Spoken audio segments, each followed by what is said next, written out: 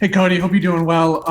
As kind of one of the veteran guys on this team, what is it like for you seeing young guys come into the league, Malik, Devontae, like that, and kind of get to the point and develop? How much satisfaction does that give you as a teammate and a veteran leader to see younger guys make the strides they've been making, particularly with those guys in particular? Yeah, it's a really good point. It's fun for me kind of being the old guy now to see kind of the progression of different guys, and even to see it before it happens, to see guys putting in the work and it not quite there yet. And then for it to click is really, really satisfying for those guys. So I try to keep encouraging them, especially for young guys. You're going to have good games and bad games, just like I did early on in my career. And there's a lot of pressure coming into the NBA for a young guy being whatever it is, a high draft pick or trying to make the roster, whatever it is. I think guys put a lot of pressure on themselves. So I try to encourage them there and kind of encourage them to stay the course. And, but like you said, it's fun to see the young guys really have some success. Let's go to Rick Bonnell and then Richard Walker. Hey, Cody, you being the guy who's been around the longest, JB twice in the last 48 hours has talked about how he has seen a different spirit among this team this season that he didn't see the past two seasons. And when I asked him about that, he said, less finger pointing, more encouraging in huddles, more sense of, okay, there's a problem. How do you get this solved? As opposed to people being defensive. I was curious, as you know, since you've been around for the duration, have you noticed a difference in the team dynamic this season compared to the last two? Yeah, and I think he said it exactly right. I think that's the sign of a good team with a lot of maturity that you can talk straight to each other. Some of the better teams I've been on, especially, Coach Clipper really pushed that, and we had some veteran guys when I was younger that wouldn't mind, kind of getting in your face and yelling and screaming. So, but I think in this profession, I think that's a sign of a healthy team that.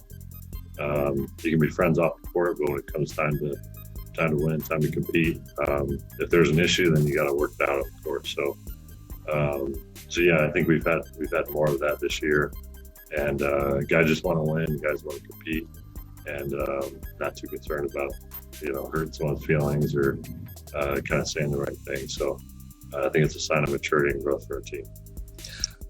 Regards to tonight. I mean, I know it's obvious that Embiid is Embiid, but since you're going to be the guy who's going to have to primarily deal with that tonight, what makes him are there any nuances that make him such an incredibly difficult cover? Yeah, lucky me, I got to deal with him all night. But he's a handful. I mean, he's one of the toughest guys in the league to guard. For one, his size, he uses his body so well. He's got great length. And then he just creates so much contact. So I think that's probably the toughest thing, is staying out of foul trouble. He's getting the line. I think I saw 10 or 12 times a game, which is unheard of. So not only does he create a lot of contact, but he creates a lot of fouls as well. So, for one, trying to keep him away from the rim, but for two, keep him off the free throw line. Which I think is the game plan for everyone that tries to guard him, and not many people have had much success. But I guess I'll try my luck. But they've been playing really well. He's been playing well. They've been playing really well, and they obviously got us a couple times in Philly early in the year. So it'll be a tough game for us. When you mentioned his, I think I saw it's like 11.5 trips to the line this season. What do you do? Is there anything particular in your mind as far as what you have to do to create a barrier to the rim without just, waiting for the whistles to start? Yeah, I mean, you try to keep him away from the rim. You try to keep him from getting deep post position. Try to keep your hands out. He's so good at, kind of creating contact when he has the ball.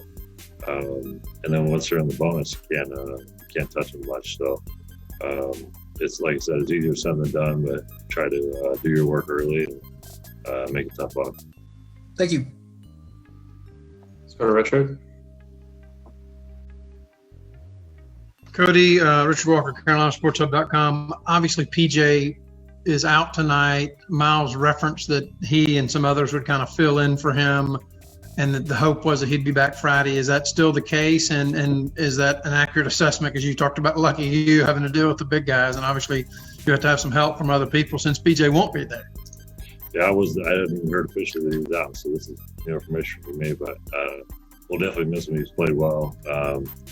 I'm sure that Biz will get a little playing time as well, since he's another big, strong guy that we can throw it and beat. So yeah, I mean, it's throughout the course of the season, we're going to need different guys to step up. And Biz hasn't played well. Played well the last couple of games, but he's a veteran guy that understands that he might not have played the last couple of games, but he's going to be big for us tonight. So he's been ready. He worked hard yesterday. He got some extra scrimmaging in, so he'll be ready for tonight. Let's wrap up with Danny Thompson, guys. Cody, Danny Thompson with the 3-point conversion. Kind of piggybacking off what Rick had asked you earlier, does this type of year with so many games and so many days and so few practice time and little getting together since I think November, does that help you guys come together as a team? Because JB mentioned the other day, this group, meaning you guys, genuinely, really, truly like each other. Does spending all this time together helps in that chemistry and bonding moments? Somewhat. I think, honestly, I think it's probably the opposite, that we haven't spent much time together because of COVID rules. They have our locker room split up now, so we have kind of a veterans locker room and a young guys locker room, just because they're trying to spread everyone out, and we really can't be together much on the court. So our meals are always to go. So yeah, I think it's just a group of guys that enjoy being around each other, and guys that like competing. We really haven't had a ton of time to kind of gain that team chemistry just through time spent together. So I'm glad that we're at the point we are, but COVID hasn't made it easy on us. And one quick follow-up. You mentioned how tough it is to guard Embiid tonight.